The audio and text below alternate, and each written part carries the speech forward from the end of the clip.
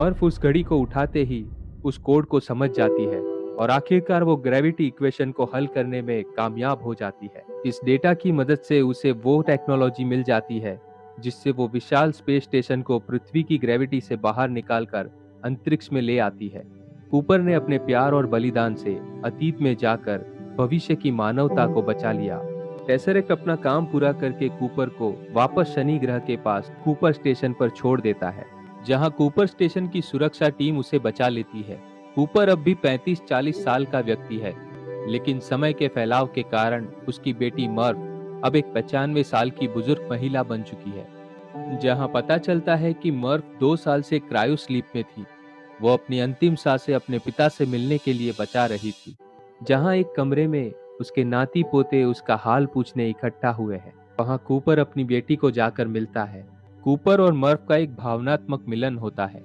मर्फ अपने पिता से कहती है कि उसका परिवार अब उसके पास है और कूपर को डॉक्टर एमिलिया ब्रांड को खोजने के लिए जाना चाहिए, जो अब अकेले एडमंड्स के ग्रह पर प्लान बी के तहत नई मानव कॉलोनी बसा रही है। मर्फ उसे याद दिलाती है कि उसने प्लान ए को सफल बनाकर अपना काम पूरा कर दिया और वो कूपर से कहती है कि उसे अब यहाँ नहीं रुकना चाहिए, उसे एडमंड के ग्रह पर जाना चाहिए, क्योंकि अभी तक काम पूरा नहीं हुआ है। एडमंड का ग्रह ही वो आखिरी उम्मीद है जो आने वाली मानव पीढ़ी को अपना नया घर देगी। और इतने लंबे वक्त की दूरी के बाद कूपर अपनी बेटी को, जिससे वो अपनी जान से भी ज्यादा प्यार करता है, मानवता को बचाने के लिए एक बार फिर से उसे अलविदा कहता है और एक छोटी सी स्पेसशिप लेकर फिर से वर्म होल की ओर बढ़ जाता है। जिसके बाद हमें डॉक्टर एमिलिया ब्रांड को दिखाया जाता है, जो डॉक्टर एडमंड के प्लेनेट पर पहुंच चुकी है, लेकिन वहां उन्हें डॉक्टर एडमंड का स्पेसक्राफ्ट क्रैश हालत में मिलता है, जिसका मतलब है कि उस प्लेनेट पर वो बिल्कुल अकेली है। लेकिन अच्छी बात यह है कि वो प्लेनेट इंसानों के रहने लायक है, क्योंकि वो वहां पर बिना हेलमेट के भी सांस ले पा रही है। इंटरस्टेलर की कहानी यहीं पर खत्म होती है।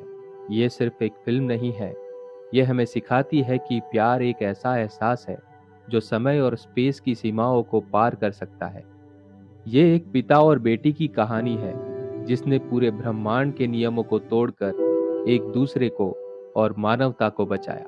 लेकिन यहाँ हम दर्शक एक और पिता और बेटी की जोड़ी को नजरअंदाज कर जाते हैं, जहाँ प्रोफेसर ब्रैंड ये जानते हुए कि वो अपनी बेटी एमिलिया को दोबारा कभी नहीं देख पाएंगे, इसके बावजूद वो मानवता की भलाई के लिए अपनी एक लौती बेटी को नए जीवन की शुरुआत करने दूर अंतरिक्ष में भेज देते हैं। अगर आपको ये एक्सप्लेनेशन पसंद आया हो